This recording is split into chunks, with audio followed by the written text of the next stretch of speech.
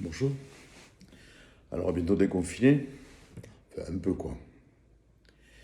Aujourd'hui, c'est saint Thomas. Dans l'évangile aujourd'hui, c'est saint Thomas qui est à l'honneur. Bon, il est toujours sympathique avec ses questions qui rejoignent vraiment les nôtres. Dans l'évangile d'aujourd'hui, il y a Jésus qui demande à ses disciples de prendre le chemin qu'il va suivre. Alors, Thomas questionne, Seigneur, nous ne savons pas où tu vas. Comment pourrions-nous savoir le chemin? Bon, il a raison après tout, hein. Surtout que le chemin en question, en étant fidèle jusqu'au bout à sa mission, Jésus est en train d'aller vers sa mort. On comprend que ça puisse faire hésiter. Jésus lui répond que c'est lui le chemin, la vérité et la vie. Et donc qu'il connaît ce chemin, qu'il faut passer par lui pour aller vers le Père. Bon, peut-être que nous souhaiterions un peu plus de précision, un mode d'emploi détaillé. En fait, nous cherchons des excuses. Nous savons bien ce qu'il faudrait faire. Nous savons même que ça nous rendrait plus heureux. Et nous ne le faisons pas. Nous sommes étranges quand même. C'est Saint Paul qui disait je fais le mal que je voudrais pas et je fais pas le bien que je voudrais. Voilà. C'est nous ça. Alors le commandement de Jésus, bon, à force ça passe comme une évidence quoi. On a tellement ressassé aimez-vous les uns les autres. Bon, il est vrai que quand il rajoute lui aimez-vous les uns les autres comme je vous ai aimé, déjà ça paraît un peu plus dangereux. Bon, c'est peut-être ce qui fait hésiter Thomas effectivement, hein. Cependant, en gros, nous savons le chemin à prendre, nous le connaissons. Mais il est rare que nous nous trouvions dans des situations tellement difficiles que nous ne sachions pas quoi faire. Le plus souvent, nous reculons par faiblesse, par égoïsme, par peur de trop s'engager, et nous nous contentons de notre médiocrité. Mais le chemin en lui-même est assez clair, hein. Oh, il suffit de réfléchir un tout petit peu. Alors pourquoi ces reculs? Moi, c'est comme ça que je comprends le péché originel. Excusez-moi, je vous amène très loin, mais c'est ça pour moi le péché originel. Nous évoluons dans un environnement qui bride nos élans. Voilà, nous sommes dans un monde dans un monde qui nous empêche d'avancer. La crainte même est d'en faire trop, hein, de nous faire mal voir si nous en faisons trop.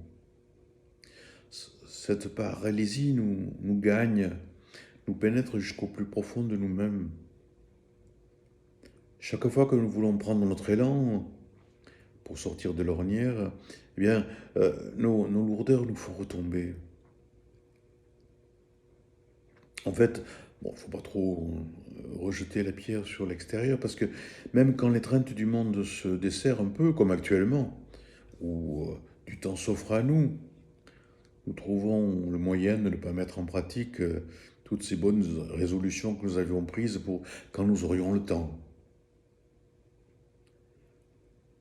Alors, on peut avancer, hein. Mais pour avancer, il faut s'accrocher. Il faut mettre patiemment un pied devant l'autre.